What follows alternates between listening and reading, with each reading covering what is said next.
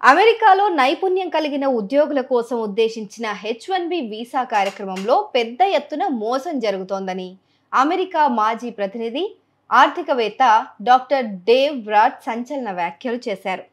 ఈ మోసానికి సంబంధించిన ప్రధాన కేంద్రంగా భారతదేశంలోని చెన్నై జిల్లాను ఆయన పేర్కొన్నారు. స్టీవ్ బానన్ వార్ రూమ్ పాడ్కాస్ట్లో ఆయన చేసిన ఈ వ్యాఖ్యలు నైపుణ్యం కలిగిన కార్మికుల వీసాలపైన ట్రంప్ ప్రభుత్వం పరిశీలనను మరింత పెంచుతున్న నేపథ్యంలో ప్రాధాన్యతను సంతరించుకున్నాయి. ఇప్పుడు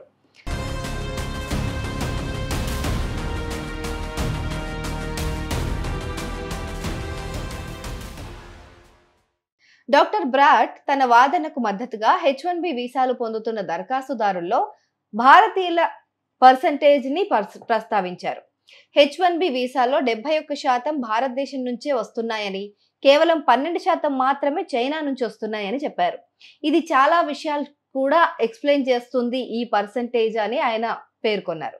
అంతేకాకుండా కాంగ్రెస్ ద్వారా నిర్ణయించబడిన వార్షిక H1B వీసాల గరిష్ట పరిమితి కేవలం 85,000. అయితే ఒక్క చెన్నై నుంచే 2,20,000 వీసాలు మంజూరయ్యాయని డాక్టర్ బ్రాట్ ఆరోపించారు.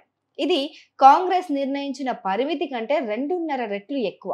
ఇదే అసలు స్కామ్ అని ఆయన బయటపెట్టారు.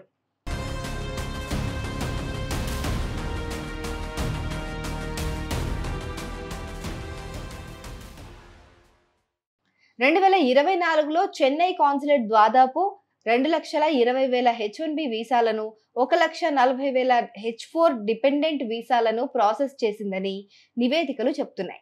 ఈ కాన్సులేట్ తమిళనాడు, కర్ణాటక, కేరళ, తెలంగాణ రాష్ట్రాల నుంచి దరఖాస్తుదారులకు సేవలు అందిస్తుంది. అయితే ఈ కార్యక్రమం దుర్వినియోగం అమెరికన్ ఉద్యోగులకు ముప్పుగా మారుతోందని డాక్టర్ బ్రాట్ ఆరోపించారు. H1B వీసా అంటే భారతీయుల్లో చాలా మందికి వారి సోదరులు, అత్తలు, తాతలు గుర్తుకొస్తారు.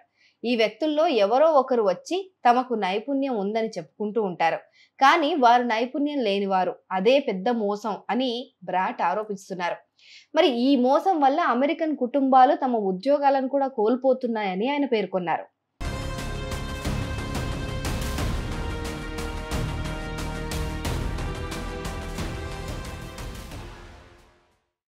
ఇక బ్రాట్ ఆరోపణలకు మద్దతుగా 2 దశాబ్దాల క్రితం చెన్నై కాన్సులేట్లో పనిచేసిన భారతీయ అమెరికన్ యుఎస్ ఫారిన్ సర్వీస్ అధికారి మహ్వాజ్ సిద్దికీ చేసిన ఆరోపణలు కూడా వినిపిస్తున్నాయి.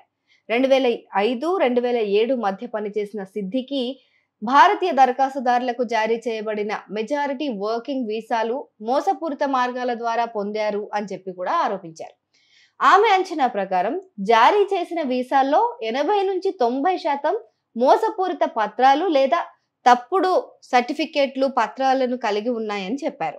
కొన్ని సందర్భాల్లో ఈ అప్లికెంట్స్ అమెరికన్ అధికారులతో ఇంటర్వ్యూలను నివారించడానికి ప్రయత్నించారు కూడా అని చెప్పి ఆవిడ చెప్పుకొచ్చారు. ఇక అభ్యర్థులకు బదులు నకిలీ అభ్యర్థులు ఇంటర్వ్యూలకు హాజరయ్యారని కూడా ఆవిడ చెప్పుకొచ్చారు. అలాగే కొందరు హైరింగ్ మేనేజర్లు ఉద్యోగ ఆఫర్ల కోసం డబ్బు కూడా డిమాండ్ చేశారని ఆరోపించారు.